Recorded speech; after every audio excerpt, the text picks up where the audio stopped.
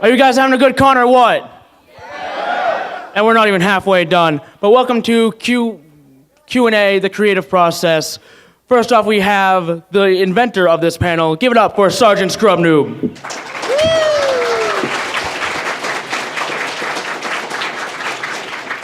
And on the right, we have Unanimous Delivers. And last but certainly not least, and you'll see him at BronyPalooza tonight, give it up for the Living Tombstone. Take it away, guys. All right. Okay, so let me start off by, well, first, thanking all of you for coming. It's great to see you all here. I hope you're all having a great time at the con. And I will start this off by just listing out what we're planning to cover here. First, is this a good volume for everyone? Can everyone hear me? Everyone back there, are you good? All right. So what this panel aims to cover is we're kind of trying to cater to all different mediums of art. And when I say that, I mean we're going to cover things like, all right, so you want to do this kind of art style. Here's what softwares you would need to do it properly. Here's what people you talk to learn it, because learning takes a long time. And then what external hardware, what other, I guess, appliances you might need to use that software, and things of that nature. So really it's just focused on how to get started as an artist, and then how to keep being one, how to enhance your workflow, how to improve yourself, and things like that. All right, so we'll start off listing off who we are and what we do. My name's Sergeant Scrub Noob. I make these things called YTPMVs, which is taking a short little sample of audio, like for example, from the show. I'll take like a clip of Fluttershy singing, and then I'll pitch it up and down in this music software, and then recreate a song doing that. Then after making the audio, I'll put visuals on top of that and make it in this whole video. So that's pretty much what I do. Okay, my name is Unanimous Delivers. My mom named me. Don't ask why. She's weird. Basically, what I do is a similar thing to that, but I also mix it up with other video formats like PMVs, and also some music. So basically, what he just said, but expanding on that, sort of trying to see where it can go for other things, as far as like I said, like musical composition and stuff. Although really, I'm just sort of known for this one video that's just a whole bunch of stuff. It's crammed really, really quickly into a small amount of time. Yeah. All right. My name is Yav Landau. I'm also known as the Living Tombstone. I am basically make music. I've been making music for like 6 years. So what I do is basically I, for the fandom, I basically create songs about the show and stuff like that. But professionally, I make soundtracks for animations and various commercials, like in Israel, for example. So I do this basically. Despite that, it's irrelevant, but I also have some kind of like some knowledge in editing, because some of my songs do require this kind of stuff. So, but I'm not as good as these guys. So check them out, because they're better than me. Aww. I shouldn't be here. No, you should be. All right, I'm kidding right now. No, anyway, let's keep going. Sorry. Okay. So from there, now on to the actual art stuff. What softwares we use. For audio, I use this program called Reason 5, and what it does is it's a digital audio workstation, or DAW, and really these are the programs that you use to write electronic music. What I do with it is it has this almost kind of drum machine type thing in it, where it lets you input audio and you can just warp it in tons and tons of different ways. You can pitch it up and down, you can lengthen it, shorten it, do all kinds of weird modifications. And so that's how I make my audio for my videos. Now for the actual graphical part, I use a lot of things for visuals. For my main video editor, I use Sony Vegas. And then on top of that, I sometimes use After Effects if I want something to look a certain, like to have a special effect or something. And then I actually use Photoshop and Adobe Illustrator a lot within my projects. So those are like my main 4-5 things for my videos. I like to use Sony Vegas too because it's just got a really intuitive interface. And I'm trying really hard to teach myself Adobe Premiere and After Effects, which are what a lot of the really good good video users, video creators do, PMV creators do. I don't know if you've ever seen 6 by BronyVids. Yeah, that's almost all that's Adobe stuff. So, but that's some complicated stuff. For the audio, I used to do everything in Sony Vegas until I realized that it's really not designed to do that. You know, because what you do when you do the kind of thing I do is you slice everything up to like a billion pieces, and you take the parts that you want to use, and then you just kind of use that as the musical instrument. Like back in the 90s, you had sampling, and people were using sounds as the musical instrument, only now it's just expanded into the video as, you know, the video clip is a music instrument. But Sony kind of is limited for that. So what I do is I put that into another program called Fruity Loops, or what used to be called Fruity Loops. Now it's called FL Studio, because, I don't know, General Mills had a problem or something. And that makes it much more easy to manipulate sounds and much more easy to sort of put groups of sounds together and come out with something that, you know, people will kind of, you know, find catchy or enjoyable. All right. So I primarily use FL Studio to make my work, basically. It's basically what I've been using for like the entire time, where I basically started to make music almost. Also, counter argument, you can actually do a lot of editing when it comes to sound editing, when it comes to Sony Vegas, is what I used to like do some of the... Really? I don't know, because again, Okay. I'm not going against it because here's the thing, everyone can basically use any kind of software for anything. I mean, I know musicians who use Audacity and they're great at it. And by the way, do you guys know So Great and Powerful, right? He used to use Sony Vegas to make his music in the beginning, some of his work and stuff like that. So that's like a really fun fact. So yeah, so whatever you use is good. If you're good at it, and it doesn't really matter what you use. So you just need to keep working at it. So yeah, that's it. All right. Now, a lot of times with these softwares, there are external devices that can make them a lot easier. For example, with Photoshop, I find that using a tablet is infinitely better than drawing with a mouse. I use a Wacom, I think it's a Wacom Bamboo. You can find them for, if you look hard, you can find them for like $70 sometimes, and that's a good price for a tablet, and it's a really good tablet. I love using it. And, well, I do visual work, so all I really need is a tablet. I guess you're the person to talk to for keyboards and MIDI interfaces and things like that. No, actually, I don't use any MIDI interfaces at all. Oh. Like just keyboard and mouse, really, because I just compose everything on the grid, but, you know. Okay. Yeah. Okay, well, that covers kind of all the software stuff. Oh, wait, no. One quick side note on software and external hardware and things like that. Generally, when you're looking for things to purchase, always try and look for free or trial like versions of things, because the last thing you want to do is spend about $200-300 on something that you end up hating using. Yeah. I've certainly done it. I spent way too much money on music stuff. So generally, don't buy something until you have a need for it, or until you know that you like working with it. Just to add on that thing. So again, it's just to add on that point is the what I want to say. So it's gonna like when it comes to expensive software, usually those who buy expensive software are usually licensed people who work in a company, which is why it's so important for companies to buy the software, because otherwise someone can sue them. If you're working by yourself, then there's no need to worry about getting sued or getting into trouble, because if you're working for yourself and you're just practicing, go for free or go for trial. Like, do that, because no one is going to look out for you, and the whole idea is to basically try stuff for yourself. But obviously, if there's no way to find what you're looking for, then, well, by all means, buy it if that's the only option. But yeah. Okay. On to the next thing. So now you actually have these softwares, and the first thing that's going to happen when you open them up is it's going to be really, really intimidating. You won't know what to do with it at all. And sometimes this can make you just not want to learn any of it. It can be really frustrating. And when that happens, the best thing that I found, anyways, in my instance, is really just go out of your way and talk to people who use the software.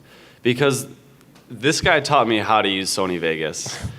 He started me off. So, talk to people whose art you like. Search through forums and everything, and just remember, Google is your best friend if you have a question. If you have an idea and you just don't know how to do it, you can research it, and there's always someone else who's had the same problem. Yeah, I mean, they have a lot of, there are, I mean, for every piece of software and for a lot of pieces of hardware too, there are like a dozen of people, like more than a dozen people who will have their tutorials, really hundreds of people have like tutorials and like, here's how to do this, here's how to do this. But what's going to end up happening is most of them, you're just going to end up sitting and watching a guy going, my name is Jim, and I have this, what program is this? Oh yeah, it's Ableton Live, so I'm going to start showing you how to do this. Well, this is a cursor, and this is a pointer. I'm like, stuff you can see on the screen, they're going to be describing to you. And I'm like, okay, move on, come on. So yeah, you kind of want to reach out directly to the people who are doing it. You want to go to, look up forums that cover that kind of subject. And doing a Google search for that takes a heartbeat. And then once you're in the forums, before you start asking questions, start doing a little search in the forum to see if if people have already asked that question, which they probably have. Well, it really depends. Because again, when it comes to creative art, it's usually imitating what you see or what you hear. So for me, when I first started, I was like a big fan of like artists like Fatboy Slim and The Prodigy. So listening to them is like, you enjoy what you're listening to, but you could either be the person who just enjoys listening to music or be the person who enjoys it, but wants to know how it's basically happening. So the first thing you reach out to is basically your own imagination to try things for yourself. And well, basically, it's kind of like, I don't know. I mean, again, I'm trying to like remember what was like the first instance, but for me, it was just just searching around the internet and seeing that there's a way to make music on some software, and then you're just trying to figure out stuff for yourself, or you just look out for like a tutorial for one specific thing. That's like one thing is that if you're trying to learn for yourself, don't try to cover the entire subject, because usually that you get covering too many things and you get lost.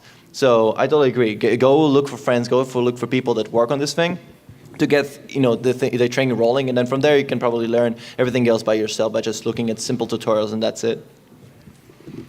Okay, so now we're gonna focus on all right, you got the software, you know how to use it, and this is often the hardest part, is just organizing your workflow, meaning working efficiently, getting a lot done within a small amount of time. And I'm sure you guys have plenty of experience with this. So I have some things written down here, just some tips. Take notes. Write these down. I found these to be very helpful. Let's start with, okay. First off, have a good work environment. If you're not happy in the place that you're working, or you have a lot of distractions, you're probably not going to get a lot done, and that can be really, really frustrating, because it feels like you're sitting down, you got your software, you're working everything, but things aren't going as fast as they could be because you're just not in the best environment. Okay, also be wary of time, and know your limits within that time, meaning what can you do within a given amount of time. So sit down and time yourself for an hour or 30 minutes, and then notice what you do within that 30 minutes or an hour. And that can be a really good guide as to, it can either let you know, wow, I'm actually getting a lot done, or I'm really not doing anything, I'm on Twitter too much in that hour. I sometimes have a problem with that. Just like me. One thing I've found to be very good, or very helpful, is make something, leave it, and come back to it later. It can be really, really just tiring, working on the same thing for a long period of time, because it feels like you're looking at the same thing for just so long, and it doesn't even look like it's changing. So if you get to that point, just leave it alone, come back to it in a day or two, and you'll have so many new fresh ideas, and it will look like a completely new project. You'll feel very refreshed and work much, much more efficiently with it. Let's see, what else? A few things left. definitely, this is a very, very big thing. Compartmentalize your work. Break it into little individual blocks. That way, I'm going to use the analogy of like a ship. If you have a ship and the underside of it is just one big thing, one room that's not broken up into anything else, if that thing floods, then the whole ship is down and gone. If it's broken up into a bunch of little rooms and blocks and everything, one part can flood or be destroyed or whatever, and the rest of the ship works fine.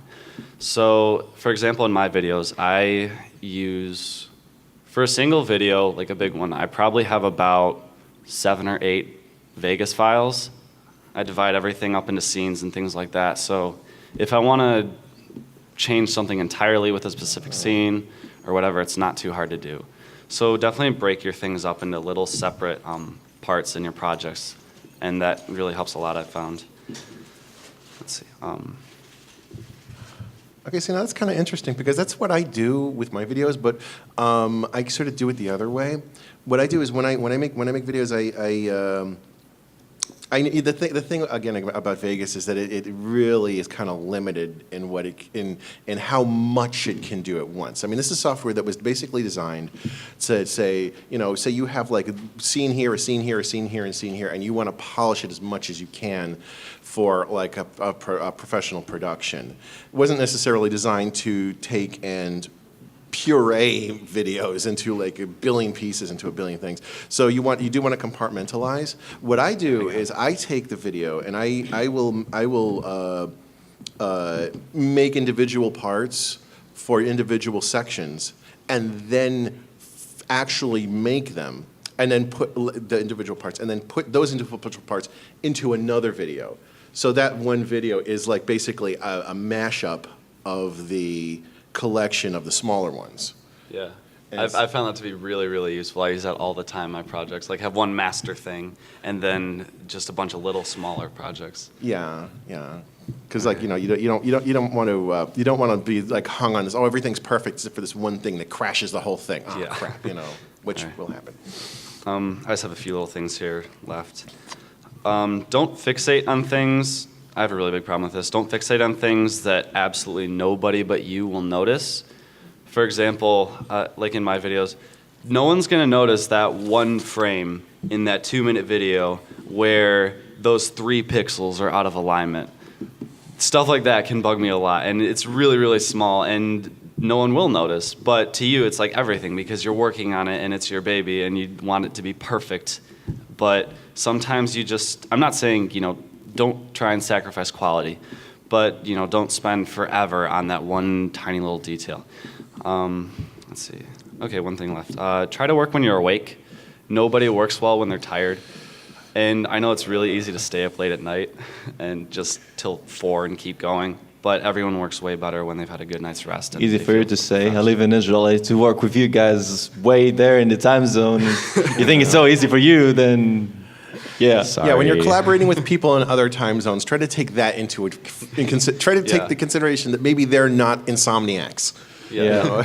Also, be wary of that. You don't think it'll happen a lot, but I'm often, talking or I'm doing stuff with kids in Sweden, at various places in Europe, all over the U.S., things like that. But just try and sleep. Try and get a good night's rest. It really helps with your workflow. All right, we can move on to the next thing, which is... Can I say like one thing? Oh yeah, go ahead. So I'll just make it quick. I mean, again, physical, like taking yourself physically is really important because of course, mentally you need to get yourself working. But stuff I learned, and it's actually interesting, is that it's like when you work a lot and then you decide on eating, it's when you start on eating. I should explain this. When you eat, basically your metabolism starts to work, and basically your body starts to digest and do everything. So when that happens, usually it's when most people break down and don't want to work. So I'm not saying don't eat at all because then it will kill you. But what I should say, no. But I'm serious, because what happens when you work? Keep on working. But when you feel hungry, like and you have like a really good project that you want to finish the project and then start eating. Because when you start eating, you're like, sometimes there's this break when you feel like you don't want to work on anything. And that's really important. And it's crazy advice I got for someone. It actually works, so you guys can try it as well if you want to. I noticed that too. That like, I mean, I know it sounds terrible, but like when I'm hungry and I'm working, I feel like I'm going smoothly. And then when I grab something to eat, I'm like, "Roar." It's kind of like when you say that you're not supposed to eat before you go swimming. Well, it's basically because your body's working on digesting your food and everything. So keep that in mind. It's good for anything. So you guys can keep that in mind. Just give yourself a break every now and then. You know what I mean? Like okay. So yeah, guys, don't eat. Just die. You heard it here first, guys. Living Tombstone 2013. I'm so nice and optimistic. All right, let's keep going. How to manage time. Prepare for incoming lawsuit. Okay, anyway. Okay. Well, I have a section written down for how to do time management well, but I think we pretty much covered that in workflow. Really, just in a nutshell, focus on what you're doing. This falls in like what I was talking about earlier in having a good work environment. Don't have a lot of distractions around. Be wary of your time, and just it's hard. It's really hard to be self-driven and focus and stay in your, in Sony Vegas and After Effects and Photoshop for like an hour or so. But it pays off. It pays off much better than, taking a YouTube break or a Twitter break every 2 minutes. And it's really, really easy to do that. I should know. I tweet a lot. Okay, next up, let's see. How to do criticism? Yeah. And just one more thing I want to say is another program. If you don't have that much money, if you want to use Photoshop, and that's good because if you're working with content that's not moving, or you want to use videos and you want to use clips and you can't really afford Photoshop or whatever, there's a program called GIMP, G-I-M-P.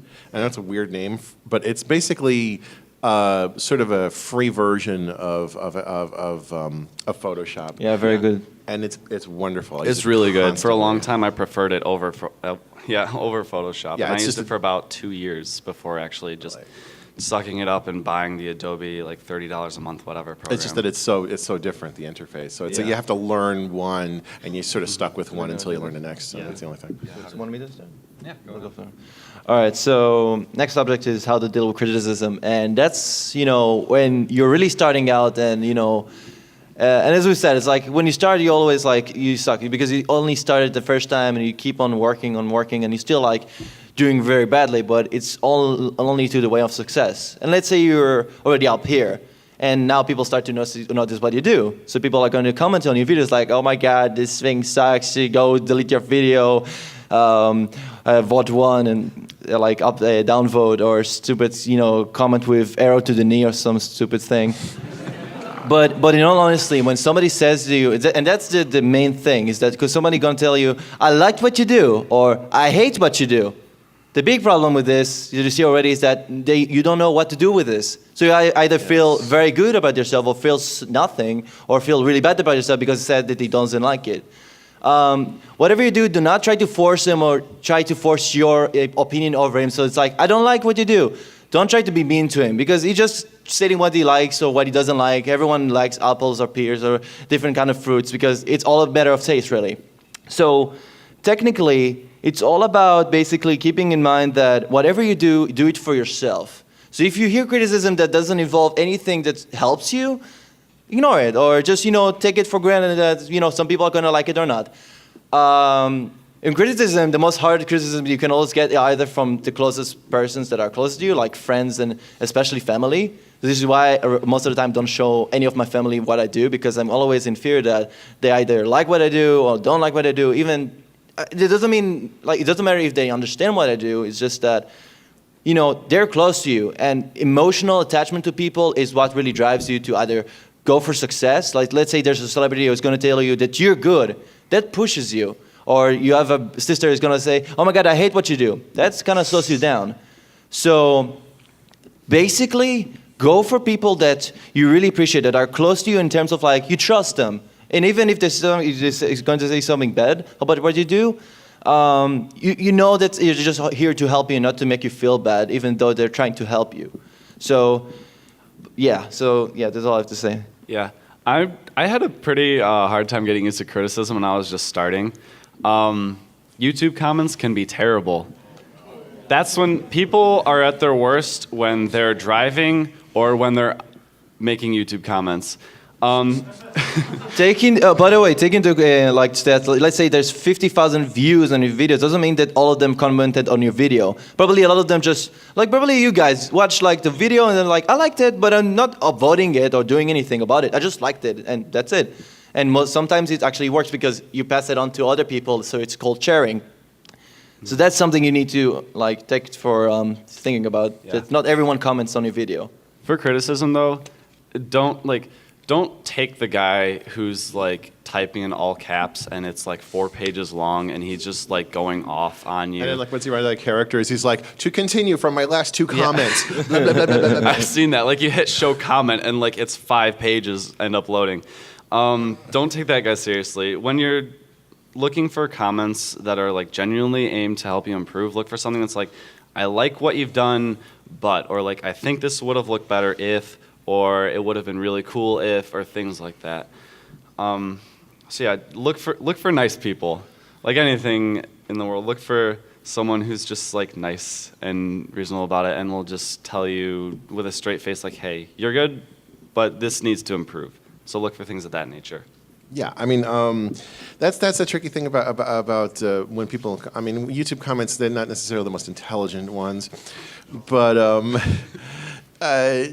everybody's going to have something to say. And if there is something that could need improving or that you missed that might be important, you're probably going to hear about it. So that's the thing about it. You have to sort of like take what you can from it.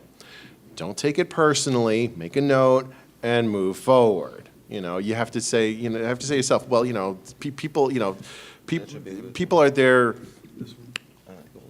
I don't say to help you, but people are going to give you a perspective that you might not necessarily have on your own material, and that covers pretty much any kind of material, But at the same time, if everybody's saying something about something that you did, but the thing that you did is the thing you wanted to do in the first place, and you're happy with that. Then you have to think of 2 things. Either one, reconsider why it is you like it, and if you're sure you like it, try to maybe reach out to people who do like it. Sort of figure out who your audience is, and focus on that. Because then there'll be a lot more feedback, including positive feedback, and then maybe you can grow from there into a broader audience. Okay. On that note of taking criticism and stuff and looking for people who will tell you that you need to improve in this area, things like that, try and join a community of like-minded artists or artists who do the same thing. Because when you're talking to people who do the same thing that you do or something that you would want to do, they will give you really great tips as to where you're lacking or things like that. And most of the time in a nice way. And if it's not in a nice way, then don't bother with those people anymore. Tell them to go away and and never come back. But yeah, join a community and just talk to people. Talk to people who do the same thing that you do and challenge yourself against them. Competition can be really, really good for art. I found, anyways, it really, really drives you to just push yourself that extra mile and learn that extra technique that you think you might not use, or try out that idea that you thought you couldn't do, things like that. So getting involved with people who do the same thing that you do is really, really beneficial, in my opinion. So yeah. What, I was supposed to say anything? Oh, no, I mean, if you had something to add. No. Go ahead. Well, I just wanted to add that. I totally agree. Is that it's more like having lots of people that do what you do, because everyone can basically, it makes you feel like what you do is special because everyone is special in that community, and not necessarily going to tell you that you're not like us because you're not good enough. It's all about, slowly, trying to improve what you do. It's all about, basically doing what you do among a group of people that do the similar thing. Like, let's say all the people do, for example, music about My Little Pony. That's basically what drove a lot of us to work together. Just not just musicians, also PMV creators and many people to basically work by them together, but each one with himself. That's the most important thing. So yeah. Yeah. No one's just gonna push you away outright and be like, "You're terrible. Stop doing this forever." People are looking to help you out. No one's gonna just, not talk to you, ignore you completely or anything like that. We're all looking to, we want to see good art too. We want to see you improve and things like that, and it feels good to help people. So, don't be scared to talk to someone who's like really popular, someone you admire. No one's so busy that they can't take a minute and a half to reply to your message or your tweet or something like that. Yeah, especially in this community. Yeah. Yeah, especially in this community. We're really, really nice about that. Yeah. We try to be. I think we do a good job. All right, so I think we've covered pretty much everything we have on this list. Now we can move on to Q&A. Yeah. So line up. Basically, we can have everyone line up right in the middle. I need to go take care of one thing, but start lining up, and we'll start the Q&A in just about a minute.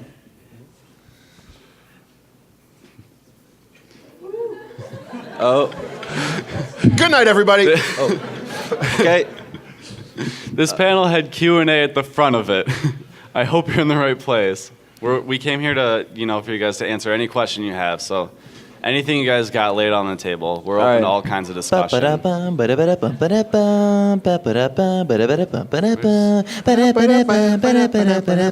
It's intermission music, okay? So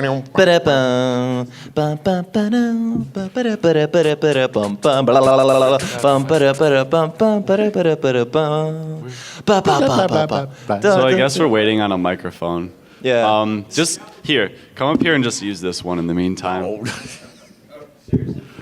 No, but Are you? Oh, There's a there he microphone? is. All right, cool.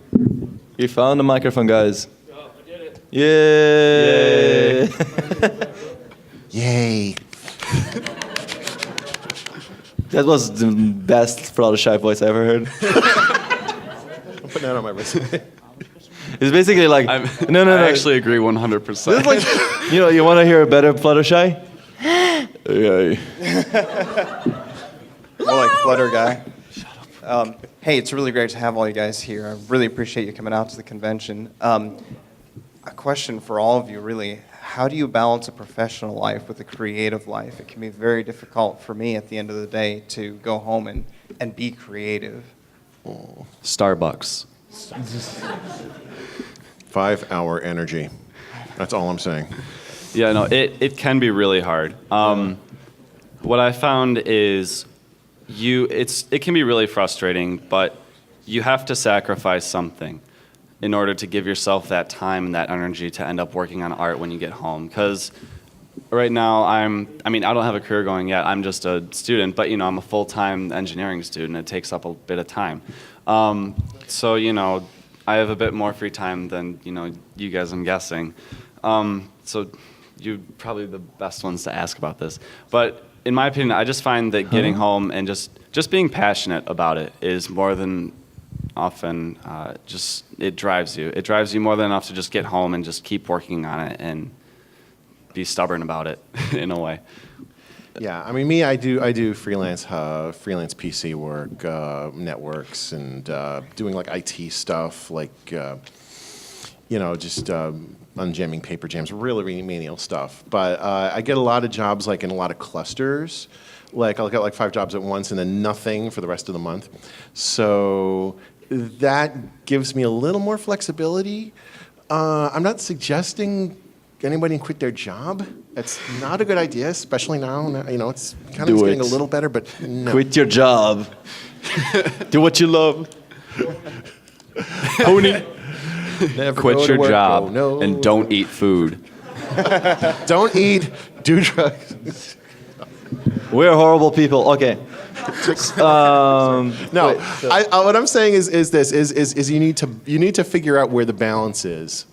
You need to figure out what you need to do as far as to take care of yourself and your life, and then sort of figure out what you're doing as far as your art is concerned. And if you don't really have the time to take care of it, find a way.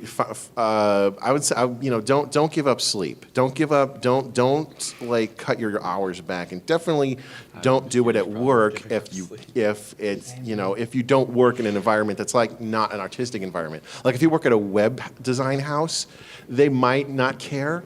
If you're like doing some like Photoshop stuff on the side, but generally, you just have to say, you have to sort of say, well, this is the time I have allotted. Let me make the best of it. Yeah. So I want to ask you, what is that you do, like not professionally, like as a hobby? I mean, artistically. Artistically, writing. You're right.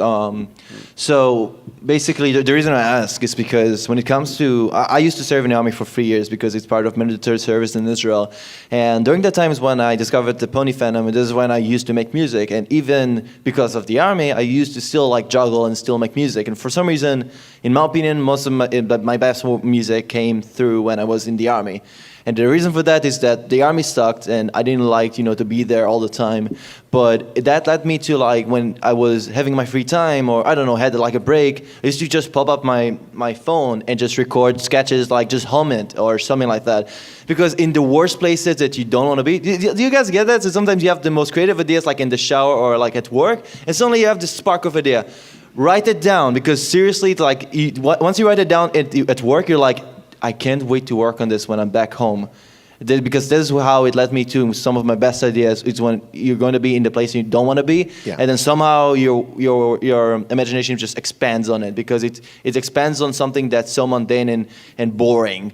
And that's how it evolves, because when you're in the place where it's so much creative, it's like, I don't know what I want to do. So, yeah. Cool. Write down when you're at work. Don't do work. Just basically write down ideas. I couldn't agree more.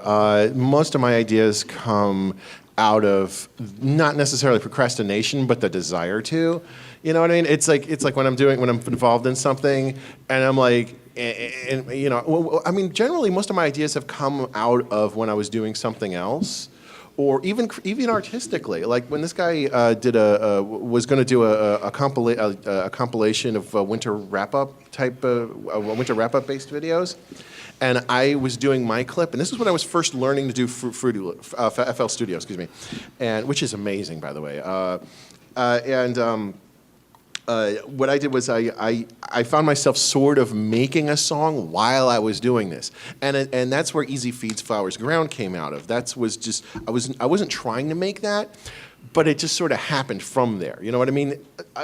Ideas come when you're not looking, when you're not trying. No one sits down and says, "Got to think of something. Got to think of something." It doesn't. It comes to you when you're not looking. You got to grab that idea and write it down and put it down and hold on to it, and then use it when you can. Mm-hmm. All right. Thank you. All right. Thank you. Hey guys, I'm excited to be able to ask this question. This is for all of you. I feel like I want you to talk about this because I'm not sure a lot of people have tried it, but what are like your first experiences when you were first starting out, like just reaching out to individual creators, sending them a message, and like how cool was it? It was overall very positive. Actually, the first person that I reached out to was this guy, because he's the one that inspired me to get into Sony Vegas and like YTV and things like that. And he responded very, very kindly and in a very timely manner. So thank you for that. Sure. And then this guy ended up teaching me how to do stuff that I didn't know how to do, which was kind of cool. But yeah, overall, people are really, really nice about that stuff. It comes off as like, oh, this fan of mine wants like help with something that they're working on. It's a really cool feeling. And it's also a really cool feeling in the reverse role when they do reply and like they're totally, totally helpful about it. My first one that actually reached out was actually Alexis, because again, it was when he just joined the fandom. I wasn't really aware of the show, and the only thing that we were both common about is that we both made a Nyan Cat remix, and that was a thing. So I reached out to him, but that was like at the very beginning, and having him to push me to basically try to do something was really powerful to me. But again, it has also to do with the right time and the right place, because sometimes, let's say if in like now, let's say if I was small and Alexis was really big, and contacting him would be, it would work, but it's like him trying to receive lots of messages that are about the same thing. It's like, I'm inspired by you. Can you teach me something? Not that he cannot do that. It's just that it's really hard to like pull this off. So it's really about reaching out to a friend that you're really like inspired from. And this is where you can definitely start out instead of just reaching to someone who's already out there, because reaching out to him is impossible or manageable. But it's going to be you have to be very lucky. Thanks, guys. All right, just quickly, I just want to give a bro hoof out to my main man, Mr. Zarlable. Best brony ever. You should go check out his stuff. Made one pony video. It was so nice. Anyways, coming up with the question was really difficult for me, but I guess what is the most rewarding thing to come out of your activity in said medium? Like for example, with YTPMV or music. What's the most rewarding thing that's come from this? For making music, you're saying? So it's Yeah, for making music. What's just the community aspect of it? Or That's a very good question, because it's something that up until now it's like back and forth. It's like a seesaw thing. It's like I find it rewarding when I'm finishing a song. Sometimes I don't feel like it is, because after you finish a song, and I'm not sure if it also applies for video. I mean, I'm pretty sure it's creative process still. Is that you finish something and you're like, okay, I'm done. Let's move to the next thing. And you're sometimes forgetting about what you did last, and sometimes you feel like you're doing something again and again, and despite that the process of making it is fun, it's still like you want the reward in the end. It's like playing a video game and you want to finish the level. It's not like that when you're making music or anything else, basically. Because you want to feel like what you made has made you feel like you accomplished something really big, because you always move on to the next thing. And it's a tough question. I honestly don't know exactly how to answer it, so... Yeah. I kind of two parts here. For my personal experience, I'd say the best thing that I've gained from it personally is the knowledge and the experience of softwares. Really? Because it all adds Yes, really. It all adds cumulatively, and you grow exponentially with all the knowledge that you accumulate and all the experience and everything. And I found that to be just a really wonderful gift from all of it. The second thing is coming to conventions like this and places like this, and then running into people who are like, hey, I really like your work. And a lot of times, actually, it's people who I look up to. And so seeing people that I look up to, look back and say, hey, I really like what you do too, that's a really, really rewarding feeling. Yeah, I mean, the recognition is very nice. It's encouraging, but more than that, just whenever you're doing something that you like doing and something that you feel like you're good at, getting that feedback, getting that encouragement, you probably, a lot of people, they feel like they might be good at something and they feel like it might not be a big deal, but then they realize that there is this feedback and they realize that there is this audience, and not just within the community, but that if these people like it, maybe other people are going to like it, and so you know what I mean, and I guess I was going somewhere with this. It's just. Forgot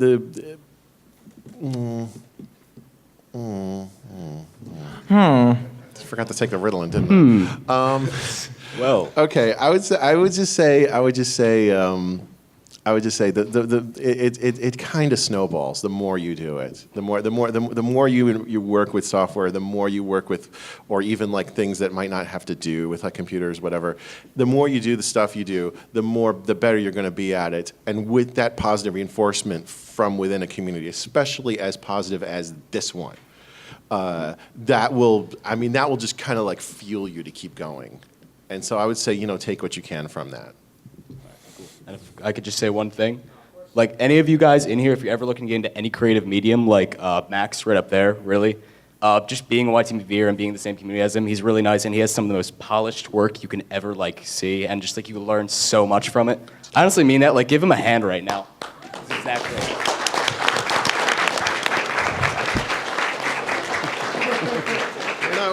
Also, just one living thing. Rest in peace, YTPMV 2013. You will be missed, and thank you. All right, I got kind of just two questions. The first one is, so you recommend Audacity and GIMP. What other free good programs would you recommend? Those are actually the only two. Yeah, I have those. Those are I the have only both. two that I actually use. hold on. I just I can got 'em. recommend. Do you And a remember the guy in tablet. Ohio suggested that there's a video edit? There are a couple of video editors that are free, and a lot of them are actually a lot better than Windows Movie Maker. Oh, good. Honestly, trust me, there are. I mean, I can't remember the name of the site now. I'm embarrassed to say this, but if you do Google out there and look for, and just say like, replacement for, and then put, After Effects or replacement for Vegas or whatever. You'll find stuff, and there's usually free trials and stuff, and do not put a dime into these things until you try them and take a look at them. That's why I got them. I highly, speaking of After Effects, I highly recommend HitFilm to check this out. There's a really fantastic trial, and the guys who are working on it are really fantastic. They have really great support and tutorials. For simple video editing, there's right now something on Kickstarter that is basically like a port of. If I may say, we got Sorry. the name of that program. What was it? Sony Acid? Sony Acid is honestly, it's a very cheap doll. It's just like Sony Vegas, but without the video editing. It's really, if you're just looking to get into it, it's wave formatting is so nice. Yeah. So that's for audio. You were saying about video? Oh yeah. So as I said, HitFilm. If you're looking for a good replacement for After Effects, it's pretty cheap, and the guys who are working on it have What are great they called? support. HitFilm Studio, I think it's called. It does a really great integration with Sony Vegas, so you can check it out. It's really good. And simple video editing. There's this one thing that on Kickstarter they did a while ago. It's basically a replacement. It's like an open source free editor. I forget what it's called. If I knew, I'll probably give out the name, but I don't know. You'll probably hear about it soon enough because they're still like porting it to Windows and Mac. So once you hear about it, you'll see it. Music-wise, I don't know. I have no idea. Because again, music-wise, a lot of the DAWs are really expensive because a lot of professionals use most of the popular ones anyway. So it's either Audacity or I don't know. Yeah. This stuff can be really, really expensive, and it tallies up quick. So I'd rather look get the for free stuff. Yeah. So look for trial stuff. Look for all the free stuff you can get, and there are also free ways to get these programs, but It's I nice don't when know it if comes I'm allowed to better. talk about those ways. I've I've gotten my stuff. One of my in favorite ways to completely get free legal software methods. is this amazing thing. It's called a trial version. Yeah. And you can use it for 30 days for free. Or if I it's don't even really think they know. Yar, matey, how about you become a pirate? I was trying not to say that, but Har okay. har fiddly don't. It's okay. And as for my other question, what do you do if you are a little overambitious? Because I'm a little like that. Try I not to kind of be. want to do everything, and if I can't do everything, I'll see what I can do the best and just stick with that. That's the 'Cause way to go. That's my problem right now. That's the way to go. A little overambitious. I am way overambitious with a lot of stuff I do, and my problem is I will just keep working at it until it happens, and that's why it can take me sometimes 5 months to make a video, is because I have to learn 3 softwares to make it, and it's really counterproductive. So try and stick within the software that you're really good at, and then see what you can do. I have 0 experience right now. I'm trying to figure out what I can do. Okay. Well, yeah. Start off. You have to crawl before you can walk before you can run, and run before you can fly. So you have to start small. You don't shoot for the biggest thing. That's my problem. So just keep it small at first, and then once you get more experience, you'll be a lot more comfortable with what you feel that you can do, and keep it at that. Do what you feel you can do, and work your way up to the more ambitious projects. Thank you. I broke the panel. So, good job, sir.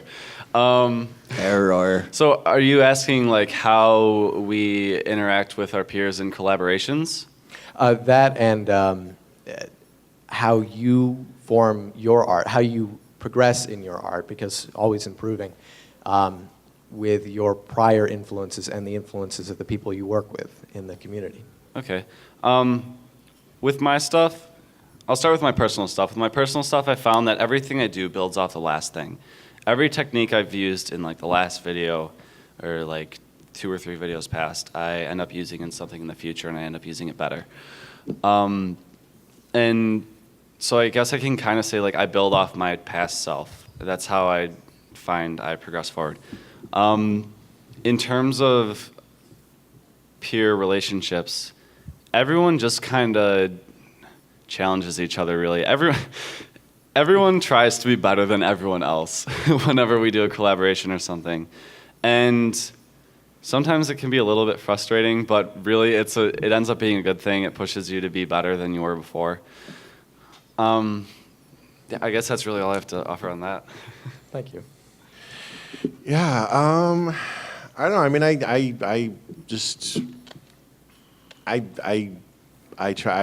try to focus on what people liked about stuff I did, and I try to focus on what I like about other people's stuff other people do that really, really inspires me and kind of makes me a little jealous because I see what a lot of people do, and I'm like, you know, I mean, the stuff I did when I first started out was, you know, was sort of on par with what people were doing, and now the kind of stuff people are doing are like, "Ah," you know, forget it. Oh my God, you know, but.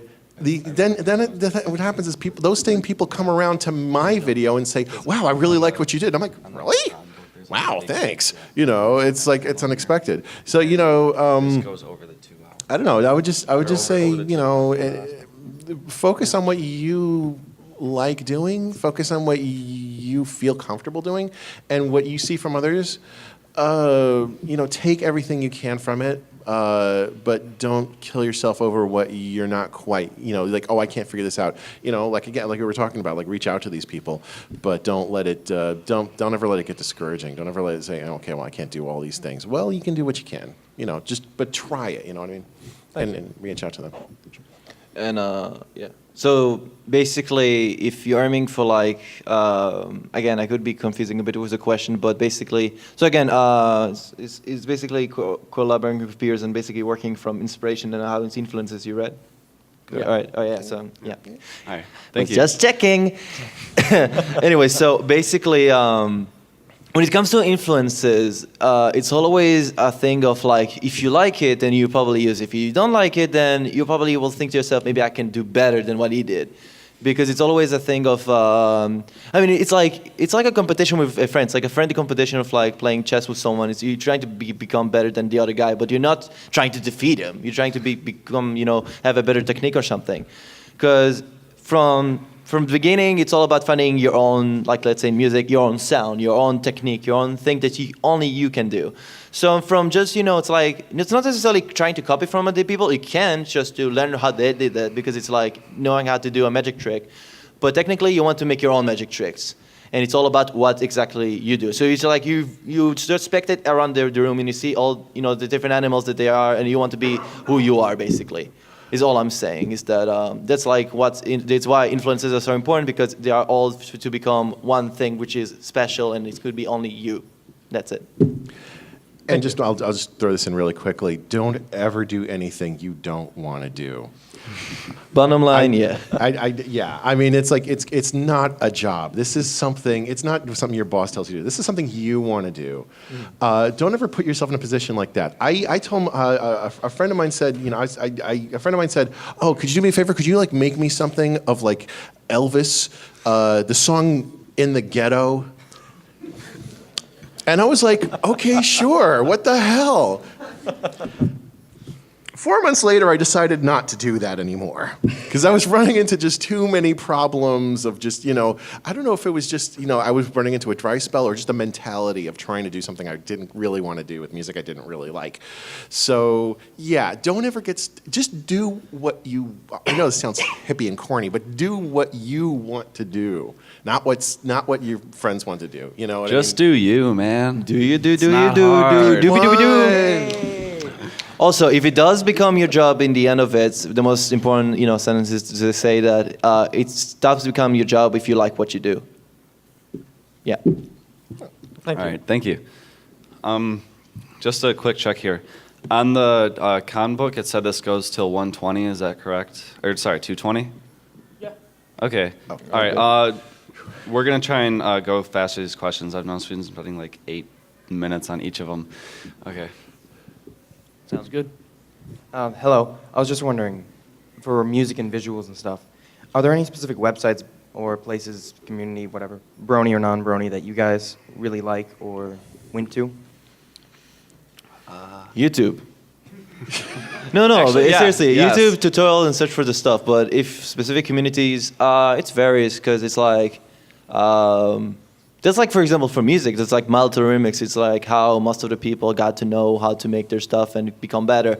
But which is why it's really hard to pinpoint and say exactly what you're looking for because it's like you can look for like video editing and it could be video editing for horror movies or this and that because.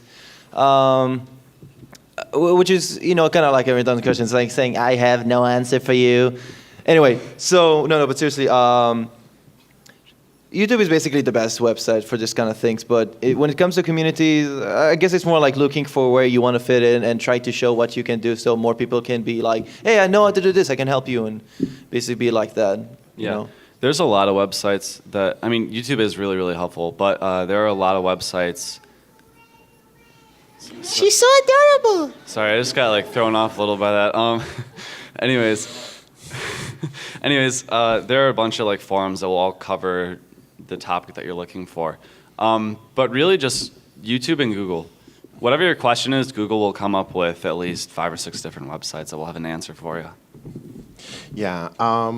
Like Jameson was saying, it is you do want to kind of find. Well, I would say is Google whatever your specialty is, and like whatever that is, and you'll probably find that same forum coming up or that same resource coming up over and over again, and so that'll sort of like direct you in the right way.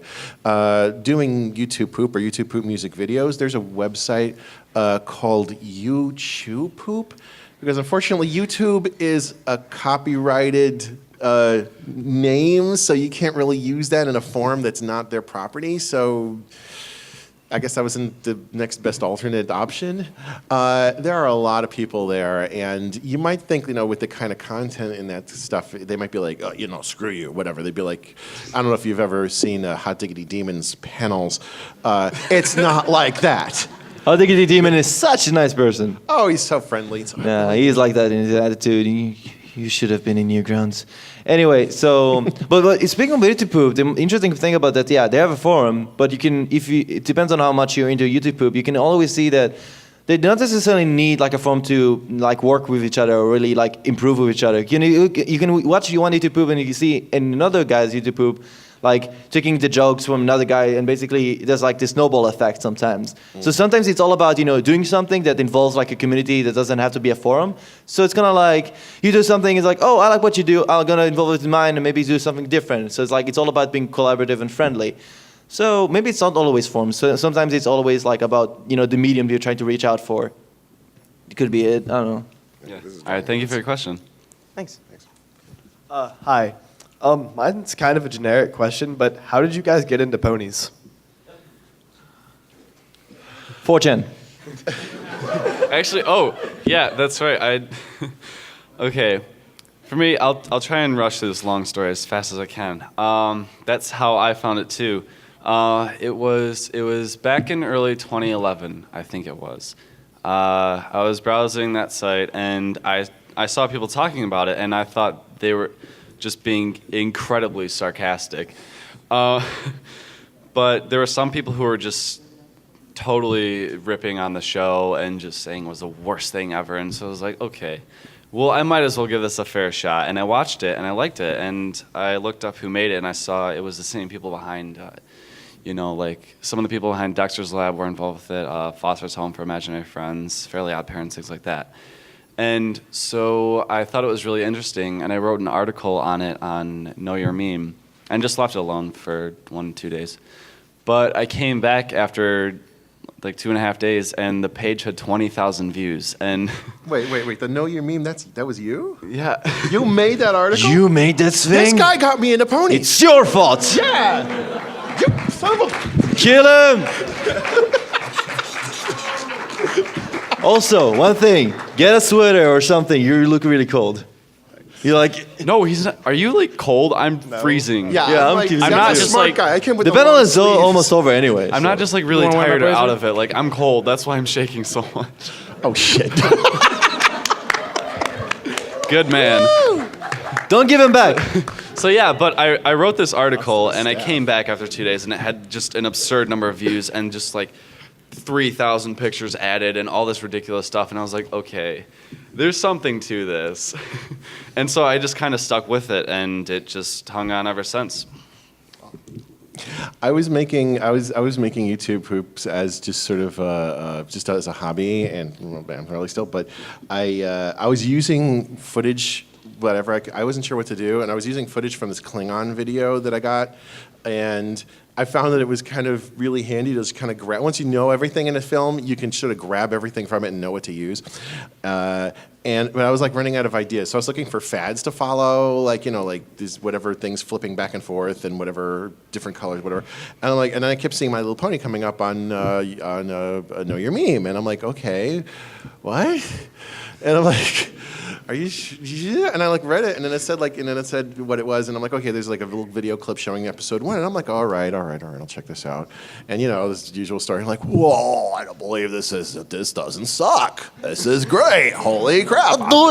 I'm gonna watch more episodes, and it's all and then just kind of went from there. And it's like, okay, definitely, I'm gonna start using this footage. And I watched my videos, which I had already been making, were going okay, and then all of a sudden they went way up in viewers.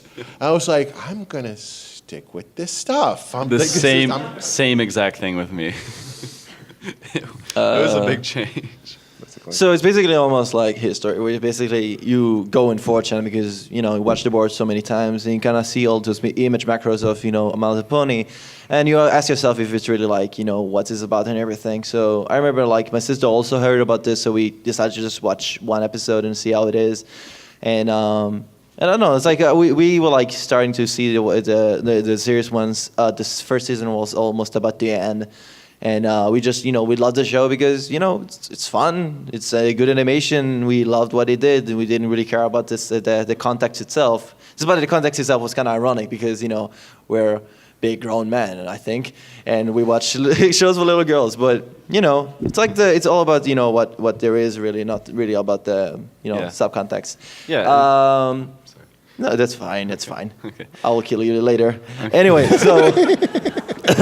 So basically, there's not really much to it because I think I really hit considering myself a really big fan of the show when I started to make music for it because once you watch something you kind of I like a Tango Tiny, but it's I don't make anything for it. It's something like that, really. Yeah, to me it was just like watching any old Saturday morning cartoon when I was a little kid. I liked the animation and music, I liked the writing, I liked all that stuff in it, and it just kind of grew on me for a bit, and so that's why I stuck with it. It was just a fun cartoon that I liked. It's back. You can have it to the end of the panel. Actually, wait, just let me take my cell phone out. There we go. Also, the line has gotten short, and we still have 20-something more minutes, so if you got a question, or if you already asked, if you have a second question, get back in line. All of you are not cold now. So I was wondering, as someone who just started making videos, I was wondering how to get people to actually watch them. Just throwing it up on YouTube doesn't work anymore. It's not about having it be the most popular video. I mean, having a lot of views and likes and everything, it's really cool to see, and it's really cool to upload something and then you have that one that you upload and the next morning it has 10,000 views, and that's really cool. But that's not the thing you want to have with it. Sometimes it just takes time for something to get popular. It just does. And it can be really frustrating when you work on something for a long time and it's just not getting seen.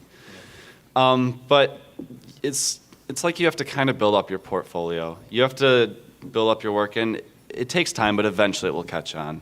It'll get there eventually, but don't look at it as something that should be popular, you want to be popular. I mean, everyone wants it to be, the best thing out there. Everyone's watching it, something like that.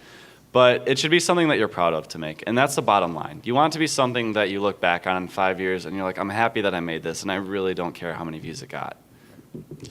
Yeah, I would say I wouldn't worry about popularity. My only concern would be if you're worried about your, I don't want to say your place and whatever. I would say do the kind of things you like to do. And I was saying this before, but then the other thing I would say is try to do something that hasn't been done yet. Try to do something unique. But don't worry about that. Don't worry about, oh, no one's done this before, and this is what I have to find it. Don't worry about that so much. Just worry about just focus on whether or not you're actually doing a good job, or whether or not this is something that people that you enjoy or that other people enjoy. You know what I mean? Yeah, I mean, it's kind of. Yeah, like I know people that have. Like they get commissioned for work, like they do professional grade animation and things like that, and their personal YouTube channel, some of the stuff they have only has like 200-300 views, and that's it, and it's really, really good. Sometimes things just don't catch on. That's all, really. Yeah, I mean, you know what else I would say? I would say, if you haven't already done this, reach out to friends or people and say, like, what would you like to do? What would you like me to do? And if you like that, or if you want to do that, I would say, do that. If somebody says, like, oh, you should make a video about about sheep, and you don't really like sheep, then maybe not. All right. So. First of all, don't do this. Don't go to like people's videos and comment and say, hey, I have a video. Can you please check it out in the comment? I have a profile with dubstep videos. Please check it out. Don't do that. No. Like, comment, you're and just subscribe. You're basically, you're just basically seeking attention. I mean, because again, the fun part about, again, there's no secret to like how to become popular with what you do, which is kind of like a bummer, because if there was, then definitely everyone here would become popular and it's going to be awesome. So basically the thing is that usually the people who usually get popular in the very beginning are the people that are like, dude, how did you do that? And it was so awesome. Like, how did you get to do all those things? And later, the little that people know is that he took like 6-7 years to work on his stuff. He wasn't even known for his stuff, but he was eventually at the right place somehow, and he found his way to like showcase his work when he wasn't known. And then suddenly people kind of like were surprised by how good he is because he took his time to practice it. It's more like I have a really good example. I have like a couple of friends in Israel that they decided to do, okay, I have an idea for a series, 5 episodes. We know it's going to be offensive. We know it's not going to be funny for everyone, but we're going to do these 5 episodes and see what happens. They did 5 episodes. It took them half a year to get noticed, and eventually a lot of Israelis actually watched their show. But it's only because they believe in their idea. They know what they want to do is stupid. They have their own stupid sense of humor. But because, again, they love the craft, they love what they do, so eventually people believed in what they did because they're like part of them. It's kind of interesting that Lauren Foss said something like the same, that she was believing in her idea, so she basically pushed up to do her own version of Arte Pony, despite that it was kind of crazy to do it. So it's all about believing in your idea. It's not always about finding popularity. It's always saying, I know what I want to do, and whatever else is going to think about this, they can just go away. It's all, yeah. Okay. Thanks, guys. Okay, thanks. Sorry. Yeah, I was just wondering, when you create, like, when you're composing a music video or creating, like, sorry about that. Yeah, like animation, PNV or whatever. How does the final product like compare to like your original vision, or like do you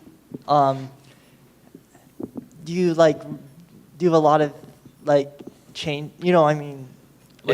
Yeah, different things to it. And, yeah, and like different phases. Or do you know what you want to do in the first place? It doesn't look at all like what you think it was going to look like at first. So it just happens. Yeah. In my case, I never know what it's going to look like, because it's like it really also depends. I only have a third of an idea of what I want, and then the rest of it just kind of fills in. So. Yeah. Well, here's the thing with music: the end product is going to look a lot more like what you intended it to be.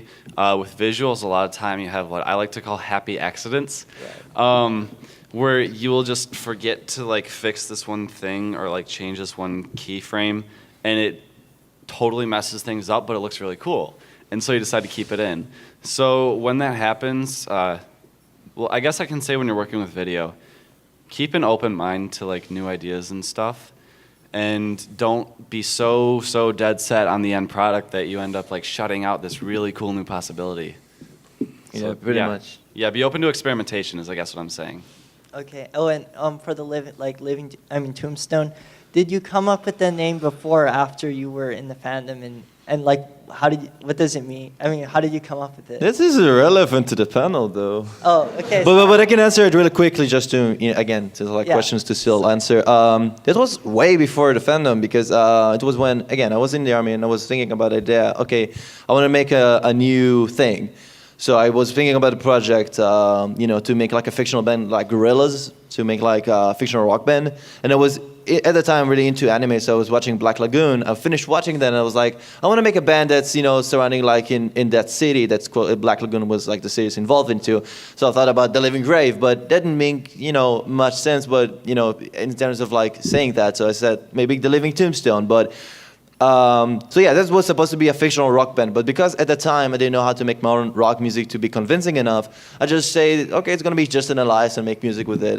Because as I said, Happy Accidents. I didn't really think much about the name, besides that I wanted to make it for something else, and I said the name still sounds cool. I just use it for whatever, and you just roll with it. And as I said, it's about believing in just what you do, and it sounds cliche as hell, but just it's like you say to yourself, I want to do this, and sometimes attitudes can really help you like push things forward despite what it is. So yeah. Okay, thanks. You're welcome. Hi again. Hi again. Hey Max, how are you doing? I'm good, Dylan. How are you? I'm great, honestly. Anyways, once again, it's very hard for me to come up with questions, but I feel like in relevance to looking towards others for inspiration in your own creative medium, just like you guys, what are some of your like favorite content creators or like just content itself? I mean, like myself as a YouTube pony music video maker, I look towards like Raby's Bun and PK Winner for inspiration. Like, what are some people like you look for, as like for people? The three guys that I'm rooming with, that is, I'm gonna go by internet aliases. He is Deep Rich. He made My Little Evans. I hate He's you really so proud much. I'm out. He's really proud of it. Bye. Oh, is that it? Come back here. And then right here is my friend Skylar in the purple shirt. He's B sharp, C flat. Funny story. This kid came to me asking like how to make videos, how to get involved at first, and I really love what he made. He's made some really, really cool stuff. I advise checking him out. Skylar's like one of the best, honestly, in my opinion. Though he doesn't do percussion, but he's honestly one of the most polished and refined wide-tuned gears next to Max. And then to the right is my friend Simon, goes by Thunderhead, and he makes a lot of very great videos as well. Then also, I've said it before, this is a guy that inspired me to get involved with the YouTube scene. He's the one that inspired me to make the videos that I do and taught me all the stuff I need to know about Sony Vegas. So thank you for getting me here. Thank you. Good question. Ditto. Thank you for the lovely shout out, by the way. Beautiful. My inspirations are a little more esoteric. Now, I mean, I like a lot of creators, like people like I'm like this guy obviously, and this guy obviously, and then there's people like what do you call Deeper Cut, and The Fango 700. Yes. He's in my eyes a goat, a god. He is hilarious. Deeper Cut's the best. He recently made a YouTube poop about My Little Pony. He did like a really recent thing, like 7-minute thing. You should watch it. Though it's a bit like non-safe for work, but it's really, really good. I highly Don't watch it around your kids or anything. Yeah. Or any little Or maybe kids show it for to your that kids matter. and they'll like Most ask you, YouTube what poops is do not that? watch right. What is Yeah. border control? Yeah. Such a great video. Yeah, it's a really funny video. He uploaded it like I think it was like 4 or 5 days ago. It's called it's something along this title. God burns down Equestria for the insurance money. Yes, yes.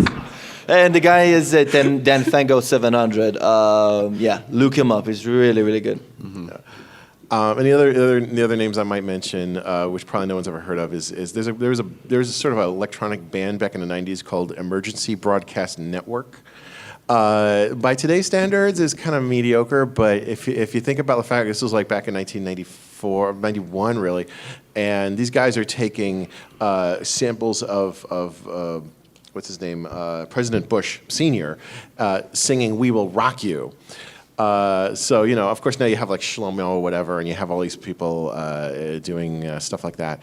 So so it's not a big deal. But that's one of the things that kind of pushed me in that direction. If you don't know who they are, don't feel bad. I was born 3 years later, so I'm a bit young for that. I was watching you do poop in my womb. So that's one way to do it. So do I just go? I mean, I guess. I'm sorry, but See you in like 5 minutes max. okay. Hello, panelists. My question is do you have any trouble coming up with, remixes, music contents that's appropriate for, the general people, and as well as, TV content for if you're making YouTube's pony parodies? Do you want to also with? So how we come up with ideas, basically? No, what I'm saying is that do you have trouble coming up with ideas? Oh, do we have trouble? Like a writer's block, right? Yeah. Yeah. So that happens a lot. Because the thing is that it's not really has to do with like I have ideas or not. You have ideas, but it's like I don't know if you want to do it more because it's more like about what's the next big thing. And if you don't see like if there's a common thread with what you do, then you usually have like a writer's block because it feels like you're hoping for something that will make sense because you can always come with ideas. It's just about making sense of it all. And that happens a lot when you're like doing something that you're not inspired to do or doing something that you don't feel like much doing. So you have like a really big writer's block. And I have like a bunch of projects that I was planning to do, but it's not like, it's just basically a writer's block just because it's like you don't feel as much connection to it as much as your other work basically. So, yeah. My thing is because my projects they're over such a long time span, I end up having a lot of ideas while I'm working on one thing. And so my thing is moreover, like, I just get really frustrated with not being able to do all these ideas. So the way I deal with that is I just narrow it down to, okay, what's the one that I can't stop thinking about? What's the one that I'm like really gung-ho on? And that ends up being my next project usually. So that's how I guess deal with it. Yeah, I mean, that's the thing. It's like when something really, I find it, when I say like don't do something you don't like, on the other flip of that coin, if something really energizes you, that might be, use that for inspiration. I mean, my latest, not my very latest video, my latest video was after I heard that, what do you call it, the leak that they had of, not leak really, but from San Diego Comic-Con, Apple's to the Core. And I just could not stop singing that for like days. I was just like, oh, this is just a thing. And people are looking at me like, what is wrong with you? But I was just feeling it. And I was like, okay, you know what? That's it. I'm just going to do this. And apparently no one's done it yet, which in this community is saying something. So, all right, and I was like, go for it, and people loved it, and I loved it, and I loved it not because it was an idea that people hadn't thought of yet or it was new, but just because it came out so nicely. You know what I mean? And I think the two kind of go hand in hand. The more like you enjoy something or feels good about something, the more it's going to flow out. Yeah. So if an idea gives you energy and you just can't stop thinking about it and that thought makes you really happy, then go for it. Do it. All right. Thanks, guys. Mm-hmm. Do it. All right, we're going to get you two guys in here, and then I guess we'll call it a day. Okay. So basically, my question is, I already have both software and hardware and background in music, and I want to start producing music, but I've never really been in this community, never really talked to music producers, etc. And I wanted to ask what are like websites and places where I can go to meet such people and sort of integrate into the community. Like we said before, YouTube. YouTube is, I'd say, like the most prominent by far. Yeah, because like I own a studio controller and a MIDI keyboard, etc., and I wanted to start getting into music. And so you suggest just doing something and posting it on YouTube? Yeah, I would just start off doing what you're passionate about. Do your best idea, put it out there, and then look for feedback from people you admire. And even when you're not looking for feedback, talk to those people that you admire. Become friends with them, and then just talk to them on a regular basis, and you'll end up learning a lot. It's really, really helpful, I've found. Yeah, I mean whatever you do, absolutely. If you feel good about like what you're doing, that you've done, put it out there. You know, we're living in a day and age where you don't have to like sign up or subscribe or pay a ton of money to necessarily get it out there, necessarily to get people to see it. That's another thing. But if you want to be able to say like, oh, you know, here's, you know, if once you do find like a resource or find a person or whatever, and they say, okay, well, you know, this is my video, and just point them to that.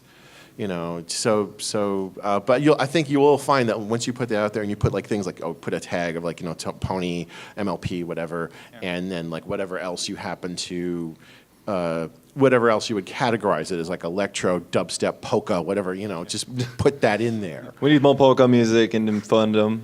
Because you'll find people do actually still search for stuff. Yeah. But basically, you have the equipment, you have everything. So I think what really you need to look for is definitely for exposing yourself. It's like just like making something that you see that a lot of people have in common, much like the fandom. But it's like, you know, making something that is like, I have an idea for this because it's like, I love this thing. So I might make something like that. And usually that catches on. Even if it doesn't catch much views, it's still something to, you know, go from and continue from. So it's always about, you know, finding a common thread with the things that you love and other people love. So it's always like something that usually helps, you know, exposing yourself at the beginning. But be warned, the most important thing to do is not to always catch on this common thread and always make things that people love, because eventually it's all about what you do. So eventually it's like leading people to like, hey, I like what you did, but oh wait, there's other stuff that you did that is pretty good because it's only you making them. So it's always keeping your own personality into it.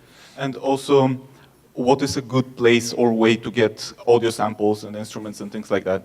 Oh, sorry, what? Oh, what is a good place or way to get audio samples and instruments and things like that? Beatport has this one like extension of their website. Yeah. I forget what the title is. It's download beats or something. I know what you mean, but this is if you really want to like get into serious stuff and you don't want to get fussed on getting sued and stuff like that. So I think depends on, you know, at the beginning, really you just go to YouTube and find like convert it to MP3 and sample the things that you're seeing like this could be really good to a song, and you can sample videos that you just like, and that's usually leads to a lot of like really creative work because people are going to be really impressed by, you know, taking a sample that nobody, you know, thought of is going to be in that song, and that usually gets to the really good stuff. But it's just in the beginning. Definitely, if you're going to hit it big in the professional world, and you don't want to get sued for anything, go for those websites for royalty-free samples and stuff like that. But only then. Yeah. No lawyer's gonna like hunt down a kid on YouTube for, you know, taking that one part from that one video and like pitching it down 12 notes. It's not gonna happen.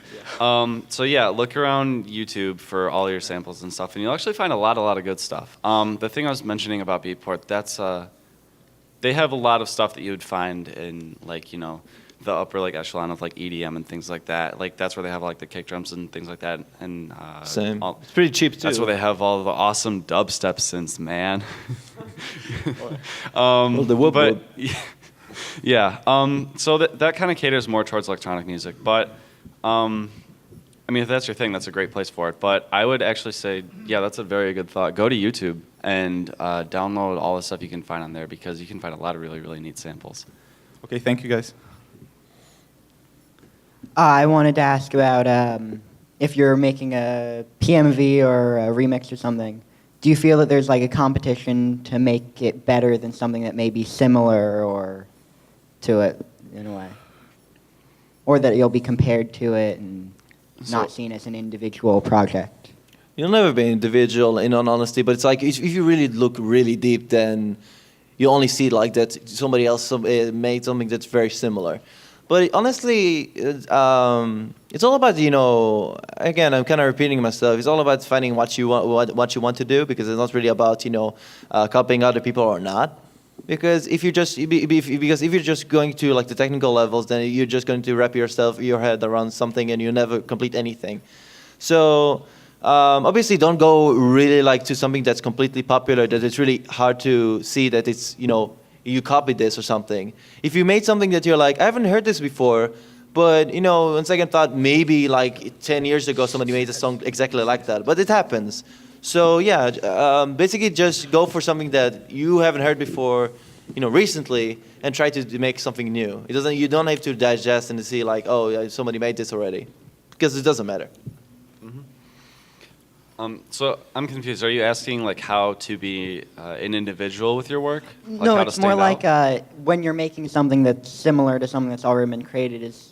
Does it feel like you're trying to compete with it, or like, as opposed to being completely separate project, people will compare you to the pre-created project of, oh, it's not as good, or Yeah, no, I get that all the time. I get, like this, especially when I was starting out, like this visual looks like this guy's, or like you use the same sample 3 times, like, or things like that. And, and yeah, it can be kind of annoying or frustrating or whatever to see those comments, but it's really, really insignificant. If you're doing something and you feel like it's your own, that's what's important. If it feels like your own project and it's no one else's and it stands out in your mind, then you're doing the right thing. You're doing a good job with what you're doing.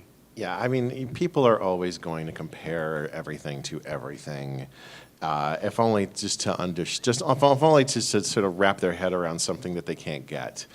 Don't even worry about it, man. It's just that's just people sort of just trying to trying to keep it simple and compartmentalize what they're experiencing.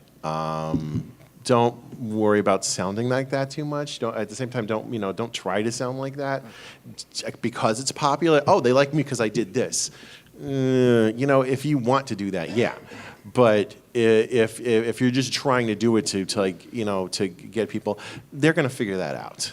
They're gonna figure that out quick. Just basically compete with yourself. Don't try to compete with other people. That's just gonna make everything bad. Trust me. Right. Thank you. All right, that just about wraps it up. All right. Yeah, thank you everyone for coming Thanks. to this Yeah, give very, it up. very cold room with us. Thank you for Come on, asking standing us all the great ovation. questions. Yeah. There we go. Thank you so much.